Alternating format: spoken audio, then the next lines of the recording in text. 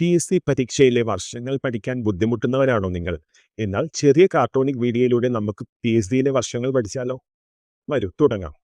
PSCക്ക് ഏറ്റവും ഇഷ്ടപ്പെട്ടതും ഏറ്റവും കൂടുതൽ റിപ്പീറ്റ് ചെയ്തിട്ടുള്ളതുമായ ഒരു ടോപ്പിക്കാണ് വാസ്കോ ഡ ഗാമയും അനുബന്ധ വർഷങ്ങളും. 1498 മെയ് 20-നാണ് ഗാമ കേരളത്തിലെത്തിയത്. കോഴിക്കോട് ജില്ലയിലെ കാപ്പാട് കപ്പലിറങ്ങിയ ഗാമയ്ക്ക് സാമൂതിരിയുമായി പ്രതീക്ഷിച്ച് സൗഹൃദം സ്ഥാപിക്കാൻ കഴിഞ്ഞില്ല. തുടർന്ന് കണ്ണൂരിലെത്തിയ അദ്ദേഹം കോലത്തിരിയുമായി സൗഹൃദത്തിലാവുകയും വ്യാപാര ബന്ധത്തിൽ ഏർപ്പെടുകയും ചെയ്തു. നീണ്ട 2 വർഷത്തെ യാത്രയ്ക്ക് ശേഷം 1499 സെപ്റ്റംബറിൽ പോർച്ചുഗീസിൽ തിരിച്ചെത്തിയ ഗാമയ്ക്ക് വീരോചിതമായ സ്വീകരണമാണ് അവിടെ ലഭിച്ചത്. രാജാവ് അദ്ദേഹത്തെ അഡ്മിറൽ ഓഫ് ദ ഇന്ത്യൻ ഓഷനായി നിയമിച്ചു. പിന്നീട് 2 തവണ കൂടി അദ്ദേഹം കേരളത്തിലെത്തി. 1502-ലും അവസാനമായി 1524-ലും. 1524-ൽ കേരളത്തിൽ വെച്ച് മലേറിയ ബാധിച്ച് അദ്ദേഹം മരണമടയുകയായിരുന്നു.